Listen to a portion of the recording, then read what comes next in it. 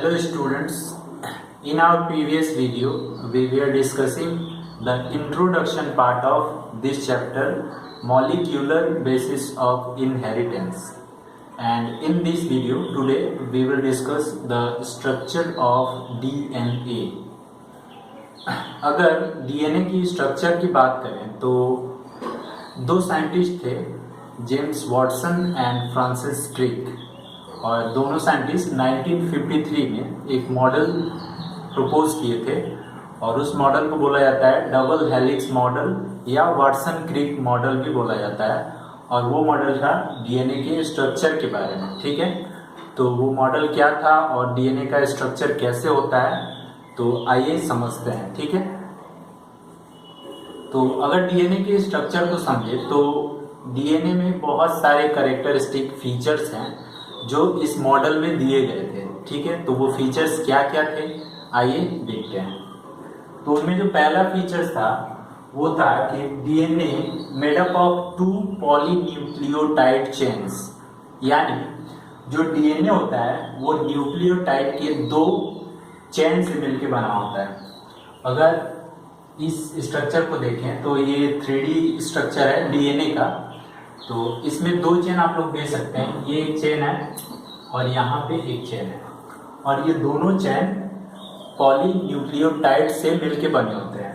तो made up of 2 polynucleotide chains, और chains को हम लोग स्ट्रैंड भी बोल सकते हैं, डबल स्ट्रैंडेड स्ट्रक्चर। ठीक है, तो ये था फर्स्ट पॉइंट। इसका जो दूसरा पॉइंट था कि chains are antiparallel to each other. तो ये जो चेन्स होते हैं डीएनए के स्ट्रैंड जो होते हैं ये आपस में एंटी पैरेलल होते हैं। तो एंटी पैरेलल हम लोग कैसे समझेंगे, तो पिछले वीडियो में हम लोग ने देखा था कि जो न्यूक्लियोटाइड होते हैं वो 3 कंपोनेंट से मिल के बने होते हैं। कौन से थे उनमें पहला था पेंटोज शुगर और दूसरा था नाइट्रोजन बेस, वहीं जो थर्ड कंपोनेंट था वो था फॉस्फोरिक एसिड। ठीक है, तो अगर पिछले वीडियो को देखें थोड़ा सा, तो जो न्यूक्लियोटाइड्स थे वो 3 कंपोनेंट्स से मिलके बने थे। ये एक पेंटोज शुगर और इधर होते हैं नाइट्रोजन बेस और यहाँ पे फॉस्फोरिक एसिड। ठीक है, तो एंटी पैरेलल का मतलब क्या है कि चूंकि ये एक न्यूक्लियोटाइड है और जो डीएनए होता है वो बहुत सारे न्यूक्लियोटाइड के चेन से मिलके बना होता है। तो अगर एक और न्यूक्लियोटाइड को अगर हम लोग देखें, तो अगर यहाँ पे देखें तो ये कार्बन 1, यहाँ पे नाइट्रोजन यानी नाइट्रोजन बेस, यहाँ पे होता है कार्बन 3 और यहाँ पे होता है कार्बन 5। ठीक है, और यहाँ फॉस्फोरिक एसिड, फॉस्फेट ग्रुप यहाँ पे। तो ये एक न्यूक्लियोटाइड है और ये एक न्यूक्लियोटाइड है, ये दोनों आपस में यहाँ पे कनेक्टेड होते हैं। यहाँ पे ये फॉस्फोडाइएस्टर बॉन्ड, यहाँ पे फॉस्फोडाइएस्टर बॉन्ड बनाकर डाइएस्टर बॉन्ड,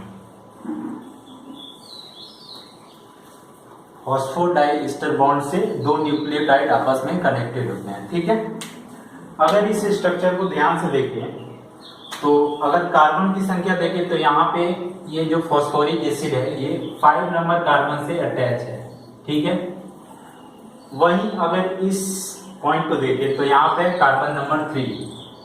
ठीक है, तो इस इंड को बोलते हैं 5 प्राइम इंड, क्योंकि ये कार्बन 5 से अटैच है और यहाँ पे लास्ट है, इसके ऊपर कोई अगर न्यूक्लियोटाइड नहीं है तो ये है 5 प्राइम इंड। वहीं अगर यहाँ पे देखें तो ये है कार्बन नंबर 3 और यहाँ पे 3 प्राइम इंड।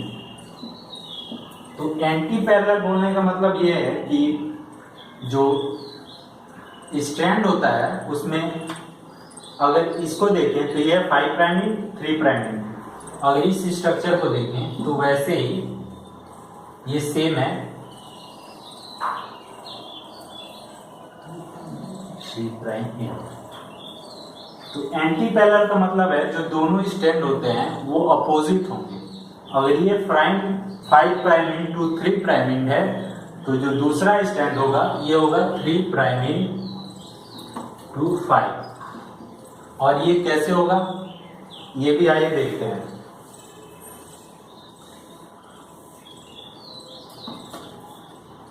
ये तो है एक स्ट्रैंड, एक सिंगल स्ट्रैंड। अगर दूसरे स्ट्रैंड को देखें तो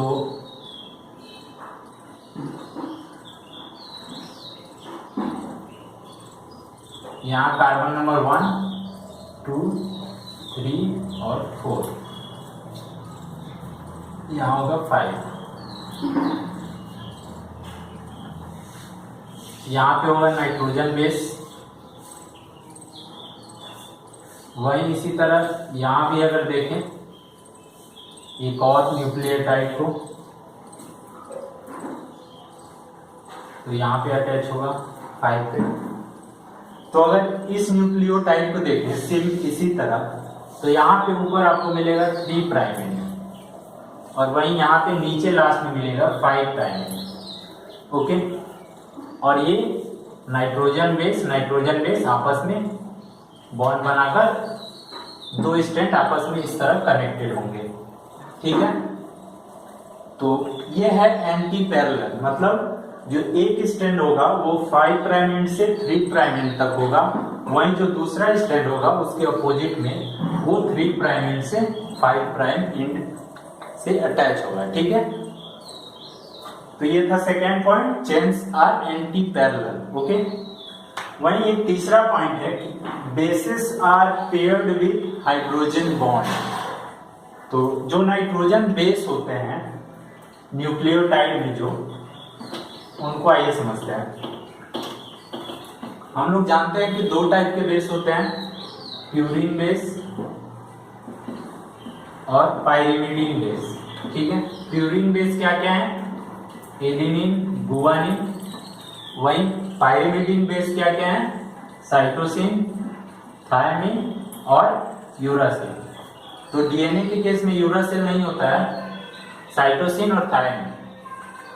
तो डीएनए में हमेशा ये जो एडेनिन होता है ये पेयर करता है थायमिन से, और जो साइटोसिन है ये पेयर होता है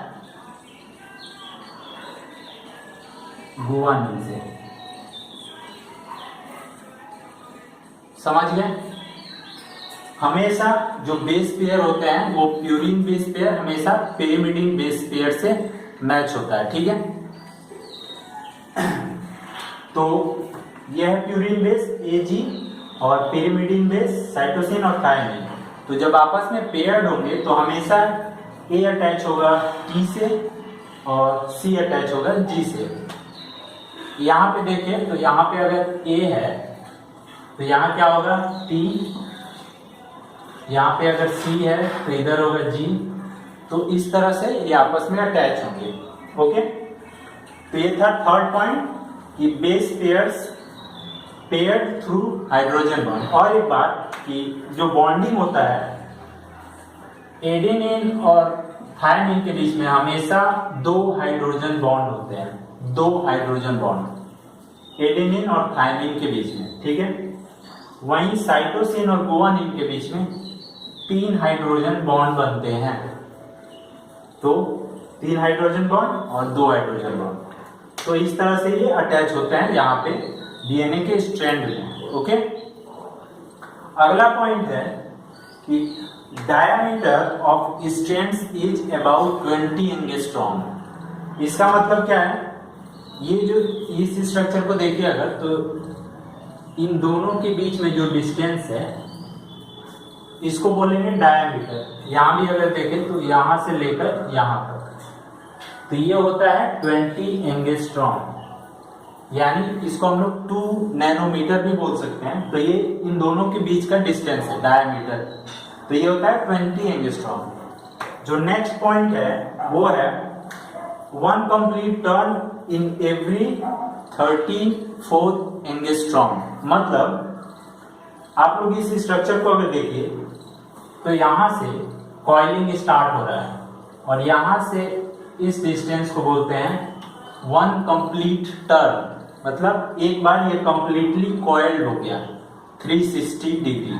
360 डिग्री एक कंप्लीट कॉइल को बोलते हैं, ठीक है। तो ये 1 कंप्लीट कॉइल, इसके बीच का डिस्टेंस होता है 34 एंगस्ट्रॉम, ठीक है।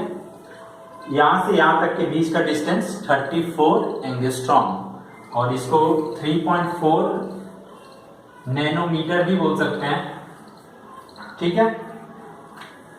अगला पॉइंट है 1 complete turn contains 10 base pairs. तो बेस पेयर क्या है? अगर इस स्ट्रक्चर को देखिए तो ये है बेस पेयर्स, ये सभी हैं बेस पेयर्स।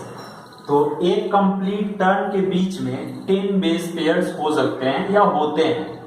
तो अगर इनको काउंट करें तो ये 10 ही होंगे, 1 2 3 4 5 6 7 8 9 10। तो एक टर्न के बीच में कितने बेस पेयर होंगे? 10 बेस पेयर, ओके। तो ये है बेस पेयर्स। और अगला पॉइंट है कि distance between 2 consecutive base pair is about 3.4 angstrom. इसका मतलब चूंकि इन दोनों के बीच का डिस्टेंस है 34 एंगस्ट्रॉम और इसमें 10 बेस पेयर है, तो हम लोग समझ सकते हैं कि एक बेस इस और इस ये 2 बेस पेयर के बीच का डिस्टेंस कितना होगा? तो 3.4 एंगस्ट्रॉम, ठीक है। तो ये 2 बेस पेयर के बीच का डिस्टेंस है, ठीक है, 3.4 एंगस्ट्रॉम। इसमें और एक पॉइंट है कि ये जो कॉइलिंग होता है डीएनए का, ये तो एक स्पाइरल, अगर हम लोग प्रैक्टिकल एग्जांपल देखें तो जो सीडी होता है वो तो एक पैरेलल है, लेकिन उसको अगर ट्विस्टेड फॉर्म में देखा जाए तो उसको हम लोग डीएनए का स्ट्रक्चर समझ सकते हैं। बिल्कुल सीडी के तरह ही होता है और ट्विस्टेड फॉर्म में होता है, कॉइल फॉर्म में। तो इसका जो कॉइलिंग होता है वो हमेशा क्लॉकवाइज होता है, क्लॉकवाइज फैशन, ठीक है। तो ये एक रफली डीएनए का स्ट्रक्चर है। ये मॉडल डबल हेलिक्स मॉडल बोला जाता है और इसको दिए थे वाटसन और क्रिक ने, ठीक है। तो ये था स्ट्रक्चर। अब अगले पार्ट में हम लोग पढ़ेंगे डीएनए रेप्लिकेशन के बारे में, okay. Thanks for watching this video.